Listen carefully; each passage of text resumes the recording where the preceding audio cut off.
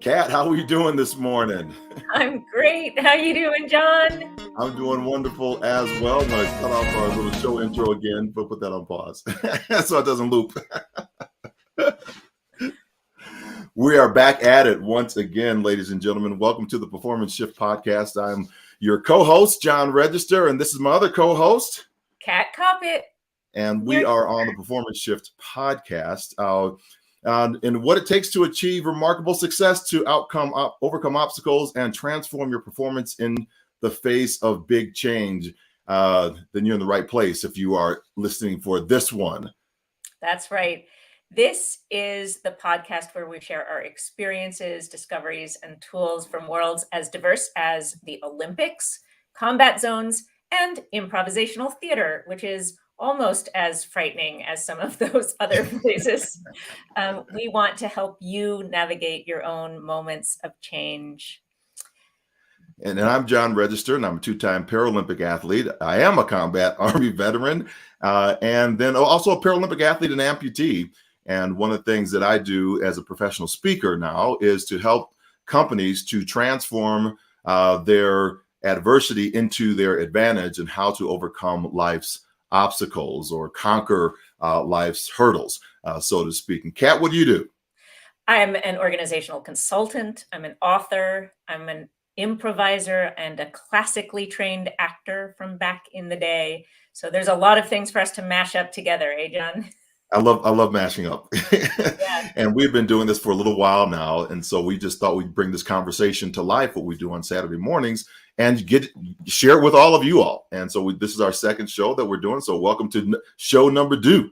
Yeah. You know, what's not on that list is a technical podcast producer expert. So we're finding our way, but that's all right, because we're improvisers and good learners. So absolutely, watch as the days go by and you see us upscale our expertise. Yeah, so this is the second time I've come on and was on mute. Well, we're only 4 years into the pandemic or something, so we'll get that down somehow. That's the hardest thing.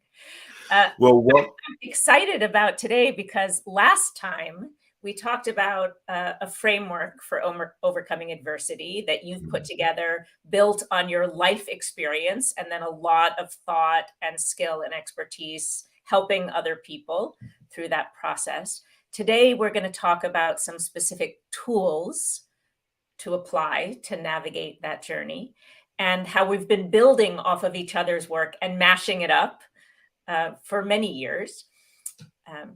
We promised people last time that we were going to talk about the USA Olympic Bobsled Team, and one specific situation in which we mashed up our work, that you took our work, something that I do, and applied it in a, I think, much more impressive way than I've ever applied it.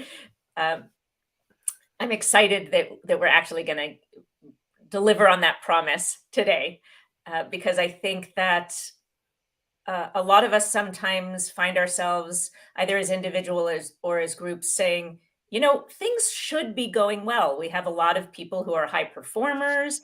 I feel like I'm skilled in this area, but something isn't quite going the way I expected. So I think this is a wonderful example of that. So would you share that story with us?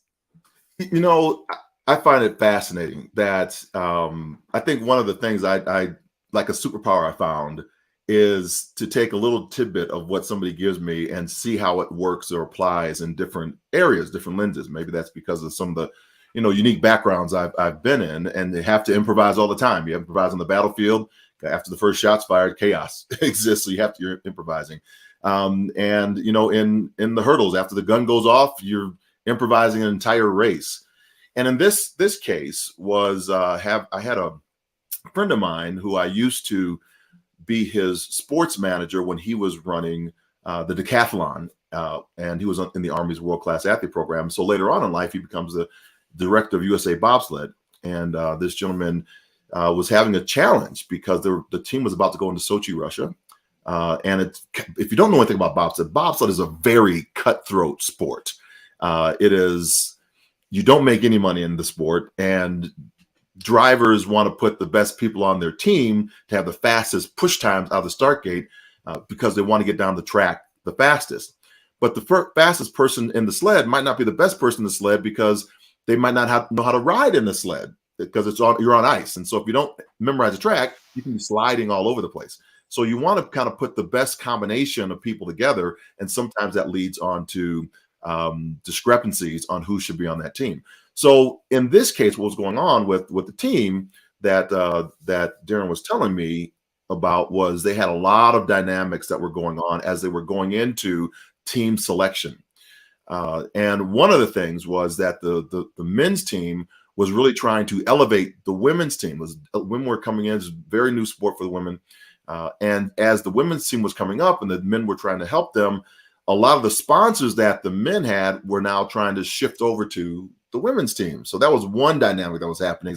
What about, hey, we've been with you and all this time, why aren't you with us? And you're going over to them. And then secondarily, a lot of the track and field athletes that were coming from track and field into bobsled, because track and field athletes are powerful, they push really strong. They were coming in, and a lot of them, they do pretty well on the Olympic side, making cash. They make a lot of money.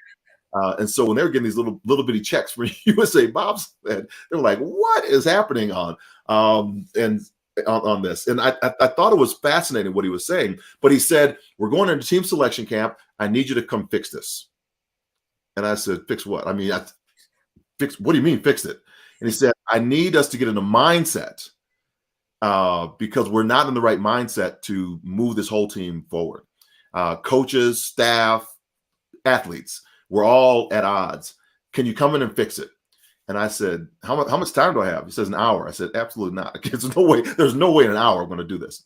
So I finally said, I'll come in, I'll see what I can do. Because what I know I can't do is come in and say, you're doing this wrong, you're doing this wrong, you're doing this wrong, because these are very alpha type personalities, exceptionally alpha type personalities. And so I call up Kat and I said, I need some help. That's called passing the buck. I can't fix it. I'll call Kat. Yeah, because I'm going to be able to fix it. And I said, maybe she's got something for me here. And so she gives me this game called Sabotage, which I learned.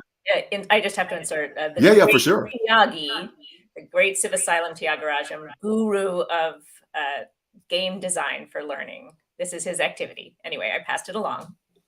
Yes, I don't know any of that stuff. You gave me this.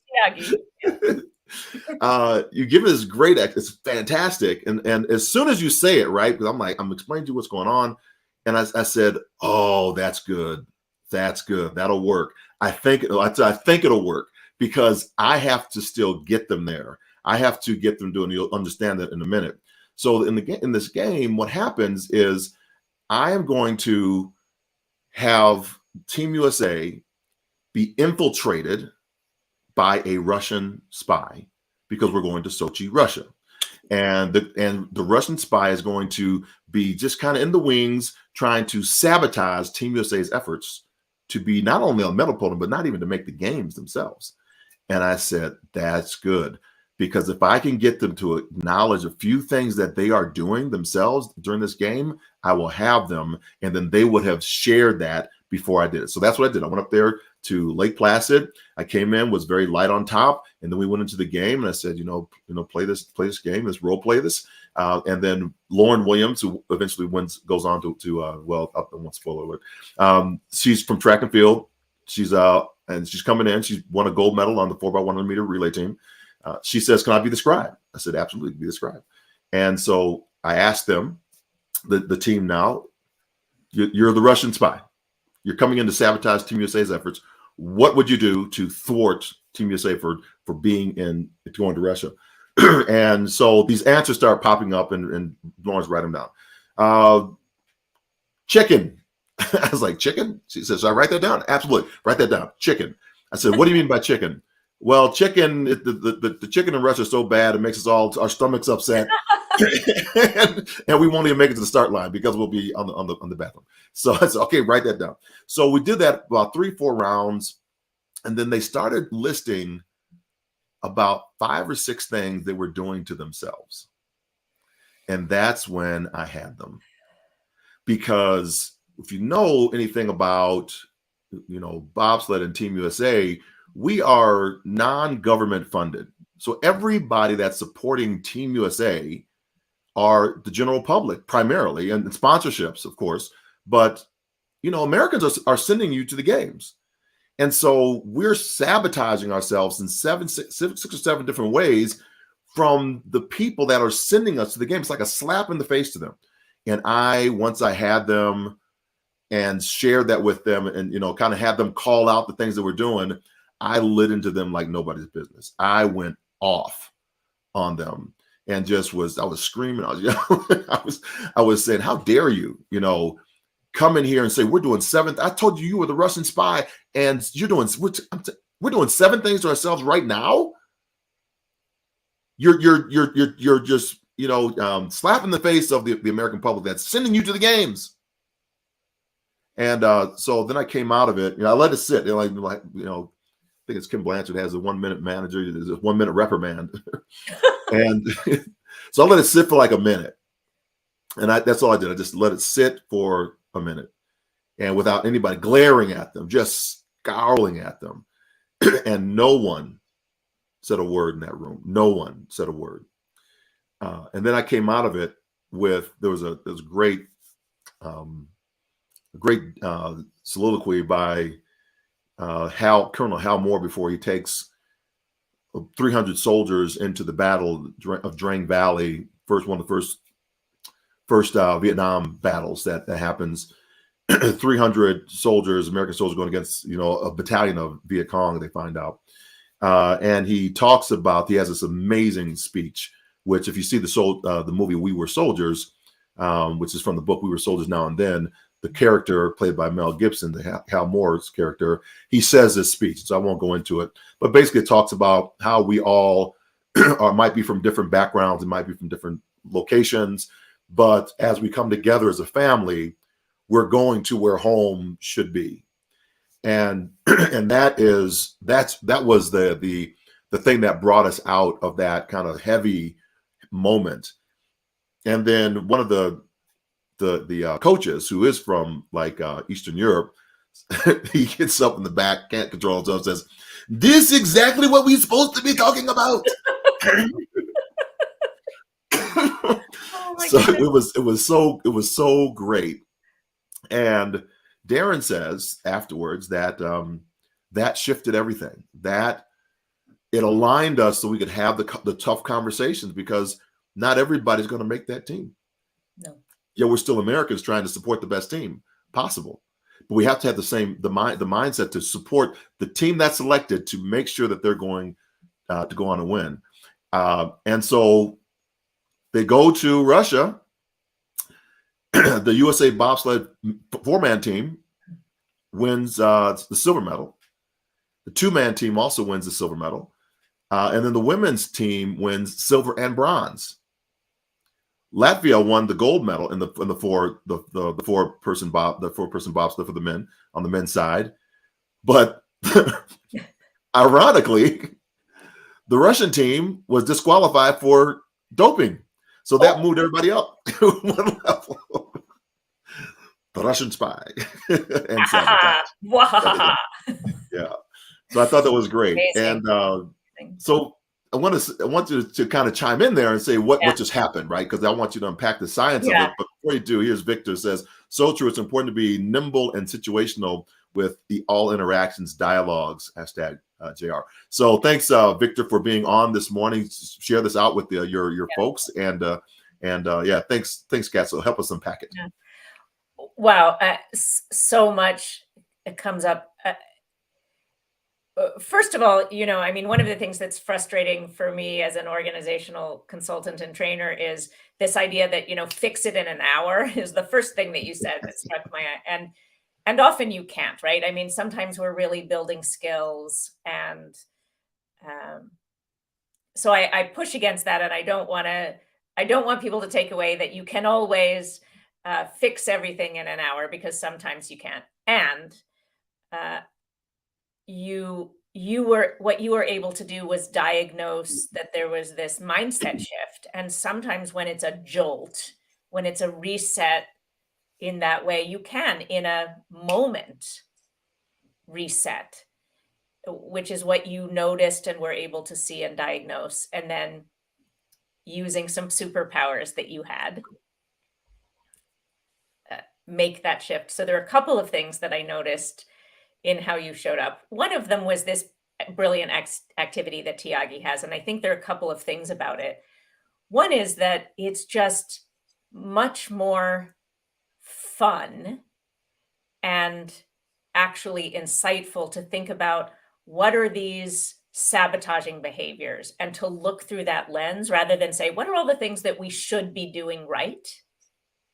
Yeah, to actually just come from the playful side of like, what's going wrong, right? To approach problem solving from a playful stance actually opens us up creatively, right? So yeah, they started with chicken or, those kinds of ideas, but then they actually generated for themselves what's the problem, as opposed to you from a power position or a teacher position telling them. That's one thing I noticed. I mean, that's what's just great about the activity. The second thing I noticed, and I think this is where you elevate the activity in a way that not everybody could, you, in your performance then, were able to show up with your experience and your gravitas to say, okay, now I need to be the drill sergeant. So you had the savvy to know there's a range of ways we need to show up, and we need to match. There isn't one right way to lead. There isn't one right way to teach or guide. And if you just come in and yelled at them, as you said at the beginning, it wouldn't have worked. But then when they were ready, there was a moment for you to step up and yell. Yeah. Because you needed to give them the gravity of, they were open, right? They had discovered for themselves, oh no, what are we doing? Right. And in that moment, you could step in and say, what are you doing? Because you were really giving voice to their own voice, is how I hear what you're saying. And you had the range, right? You had performance range, which I think is one of the things that we want to talk about in this podcast. How can we not just behave habitually in one performance, but be able to expand our awareness of what's needed in whatever scene we're in, and then have that expanded capacity to show up in whatever way is going to best meet the moment. Yeah, I go back, to when I first saw you and the team from New York, Performance of a Lifetime, working with the athletes that I had for the Olympic and Paralympic team, and just really watching how you all walked them through this framework and a process. And I don't want to lose the moment in understanding that there is a process, a system, even though we're improving every day and we're doing that. If we break it down, it's really difficult to kind of break down the system and the structure of what are we doing, with these concepts. So can you explain a little bit about the concept of improvisation and the theory behind it? Sure. I mean, it's like sport, right? There are certain skills and mindsets and approaches that you can learn and practice. And then in a game, hopefully some of it is just natural. Like I've exercised my muscles, right? I know how to dribble or shoot in basketball. And I don't know the order that's going to come in. I have certain plays maybe that we've practiced, but really in the moment, just, I'm responding and what's needed in any given moment. But I have certain skills that I know that are the DNA of the game. So in improv, there are many of them. I've sort of broken them down into 6 sections or 6 categories. So the first is building trust. And this is at the individual level and the collective, right? So if we're an ensemble, we need to trust each other, and so that we can show up and take the risk. In improv, the risk on stage is to make up something in front of an audience without having pre-planned it, right? That's vulnerable. We're going to fail. So we have to be willing to be vulnerable, willing to take the risk to do that. And that's true in life as well, right? If I'm going to be in a room with other people, I need to be able to speak my mind. I need to be able to throw out an idea that might be wrong. I need to be, if I'm going to be an athlete, I need to be able to give it my all, knowing that I might look foolish when I fail. I can't hold something back, and be cool. Right? So the first is building trust. There's a lot there, obviously, to talk about. And the second, which maybe if I were going to rewrite the book on this now, I would say is really a subset of that, is being spontaneous. So once I feel free and I trust the environment and my other people, I also have to trust myself and have access to my impulses, right? And be able to share them. So we exercise our spontaneity, saying what comes up in the moment, blurting. At the top of the podcast, I said, what we're not is podcast producers, right? And we named that we were on mute. That was a spontaneous to say that. It's obviously not in the script. And if I were a little less trusting of you or a little less trusting of myself, maybe I would have censored that. Right? So spontaneity. The third is the skill of listening. So great improvisers, the really brilliant improvisers, what distinguishes them, I think, is their awareness, their ability to receive and see information. And we can listen to ourselves and our own impulses. We listen to our partner. So you tell your story. What am I hearing from your story? I've heard you tell it before, but what did I hear this time that's different? We can listen not just for information, data, the words, but for emotion, for values, for intention in any given moment. We listen to the environment, right? You were listening in your bobsled story to what is the moment when they're with me, when the room shifts and they're ready. And then the next is probably the most famous improv principle, which is the jargon for it is yes and. It's really two principles in one. The first, the yes part, is acceptance. So I accept whatever exists in the moment. So once I've gotten good at listening and awareness, rather than fighting that awareness, rather than saying, no, it's not true, we're not sabotaging each other, or yeah, but I'm a big star, and you go like, oh, yes, this exists.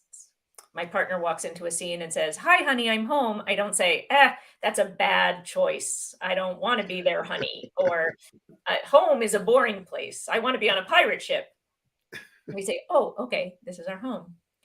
And the and part is I'm going to build with that. I'm going to offer something back.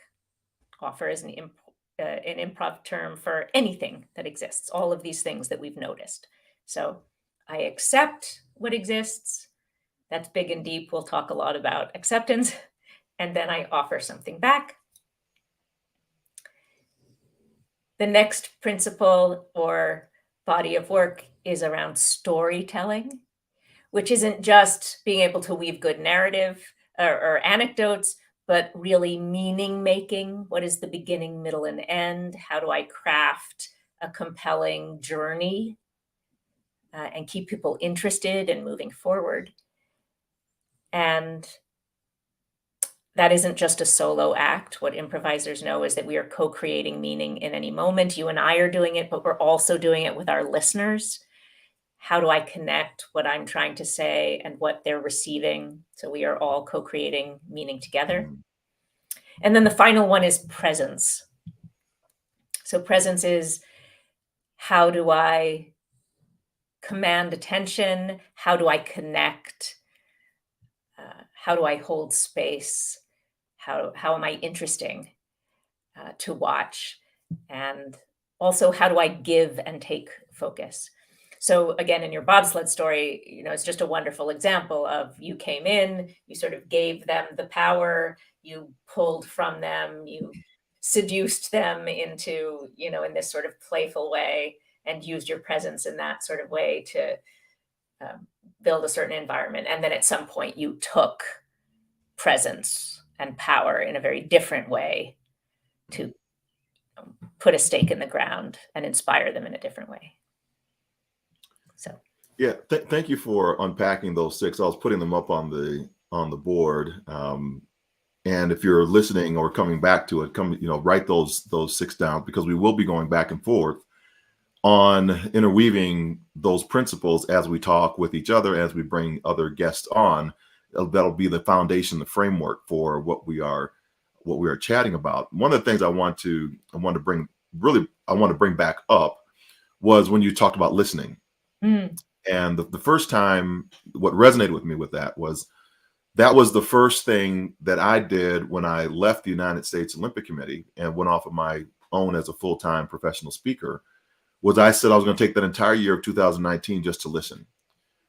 Who am I? What am I saying? What's resonating with people? And the fascinating thing was at the end of the year, towards the end of the year, the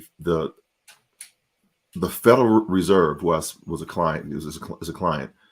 Asked me to come in and for their leadership course, asked me just to do 5 days of listening. And that's hard. So hard.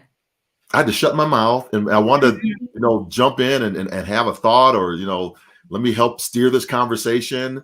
And I had to really push that back and own that space. And so at the end of it, they, said, at the end of it, we want you to kind of summarize everything that you've heard.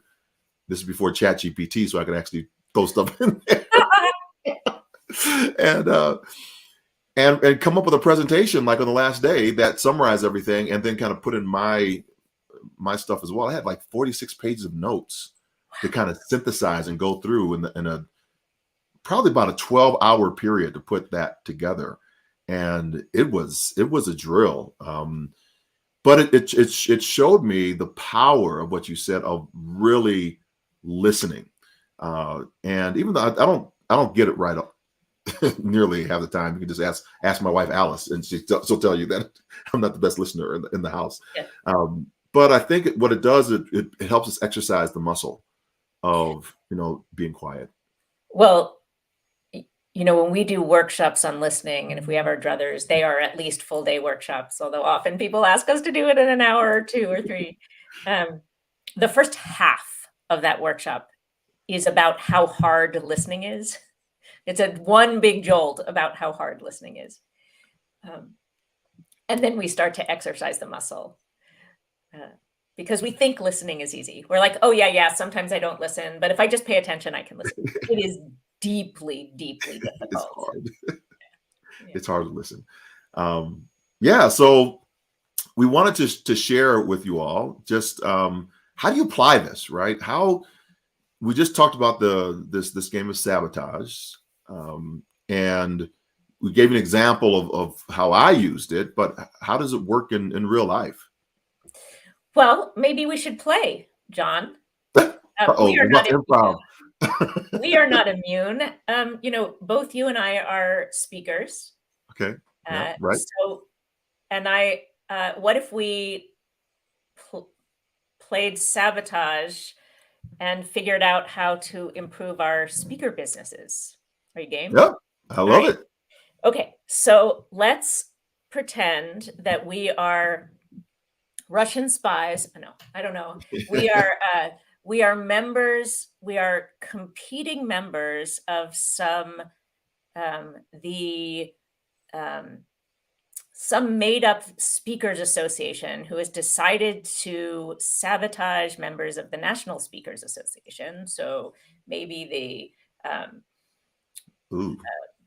I don't know, we'll call them the World Speakers Association, who wants to overtake the National Speakers Association, undermine all of their speakers, and give them bad advice on how to run their speaker businesses. So this is the advice they're going to give. So what are let's just brainstorm. We can go back and forth. What are some of the things they will tell us to do? Don't have a contact list. Great. every time you give a talk, just make it completely different. Don't use anything that you've used before in any talk. Make sure that you show up late to every session. Yeah. Don't check any of your equipment before you get on stage. Don't say, I would say, don't say thank you to the meeting professional, the meeting planner. Yeah. Be really rude, and in general, building on that, just be really rude and kind of prima donna-ish to everybody that you meet. Say, I'm the most important person in the room, and kind of walk in and demand things. Dismiss your audience. Yeah. Have lots of really negative self-talk going all the time and say, I'm not really worth it, and I shouldn't be doing this. I don't belong in this profession. I think another sabotage move would be to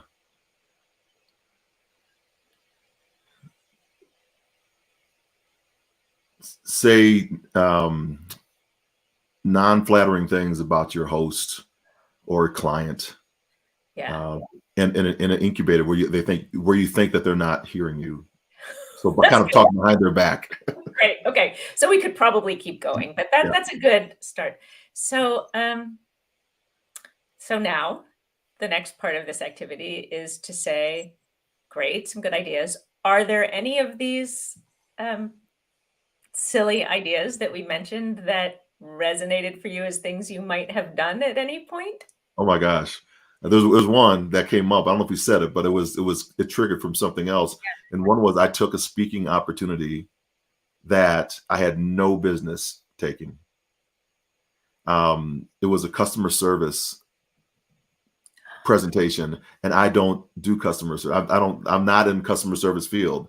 I mean, I want to provide good customer service as a speaker, but I'm not in the customer service business. Brilliant. And so I took that saying, I think I can just mash it up and I can just do this. And it was crickets. It was painful presentation. Great. So the sabotaging behavior, and we might have gotten there, was like, accept any gig, even if it's not your area of expertise and you're not, and you haven't prepared for it. Brilliant. Yeah. Yeah, there were more of those than I would have cared to admit. One was sort of like the major self-talk, the doing a different speech every time. Like, that's a big one for me. I was like, I'm an improviser. I'll just like, with the goal of like meeting my client's needs, I like just reinvent the wheel every single time. I'm like, oh, I need to not do that. Yeah. Right. I did that too, for sure. When I first started out, I wouldn't even tell my own story. I would have somebody else or something else, like a video or someone else, share the story. I'd do it in setup, and I wouldn't even share my own story. Yeah.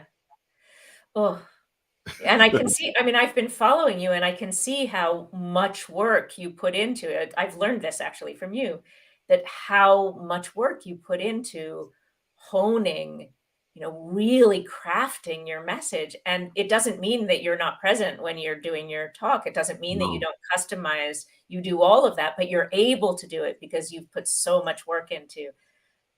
I just came from a 3-day workshop with someone named Patsy Rodenberg, who's like the most incredible vocal coach. She has written many, many books, and she worked with the Royal Shakespeare Company and the National Theatre in London as a voice coach to all the best classically trained actors in the world.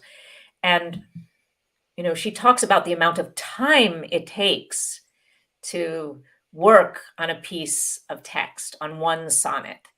And it feels like that to me, right? You've really honed your text, and then you can show up and be present and perform, but you can't be present until you've done that work. And so that's a lesson for me that I would take from this. It's a huge lesson. And I think the way I have heard it framed, and I think this came from Doug Stevenson, speaker coach, is when I was doing that and trying to share my story in different ways all the time, because that's me, that's in my own head. But this audience hasn't heard it before most of the time, even though they heard it for the second time. Yeah. And so he was saying that how many movies have you gone to see for the second time? What is it about the dialogue that's changed? What's about the credit that's changed?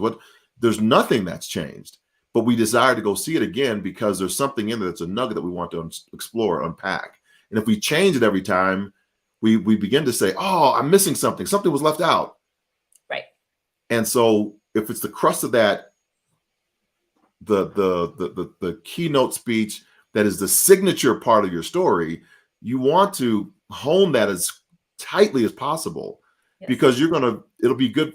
It's good for you. You have to relive it. For the audience, yes, they get a chance to help you see where it can go beyond what you can see. Yes. So if I'm in front of 100 different people and I'm sharing my signature story, no one is coming up to me talking about my signature story about how I just said it. What they're doing is they've related it to their own life, and everybody's life is different. So I get a chance to hear, we said earlier in the previous show, the echo that comes back to me from their life and the feedback loop form. Yeah. So I think that's what I love about the sharing the story in that format. Yeah. So this is a whole thing to dig into, right? What's the relationship between practice and really honing that piece? And right. This is an improviser telling you that. But to loop back to the exercise that we're doing, that's the exercise, right? So we started with a context or a topic, an issue. Then we brainstormed all the ways we could sabotage ourselves. Then we said, oops, which one of those might we actually be doing? And then we talked about, so what are the positive behaviors that we might do instead? And what might we commit to, right? So in this case, I'm going to commit to really focusing on one topic or one talk and really practicing it, really getting it strong and deep. Or as you're saying, what's the signature part, at least, of something that I need to have down pat? And then all of the improv principles that we talked about today still apply, right? I still need to be listening. I still need to be present. I still need to be aligned with the scene I'm in. Right? I'm still going to be, right? All of those things. So these are not in conflict. These are aligned. No. Oh my God! This week goes on and on with this. I mean, what's showing up for me is just like crazy. Have you ever been doing a speech and all of a sudden you're like out of body? And you're just talking, like you're not even present. You're thinking about, oh, what's going to have for dinner tonight? What's going to be?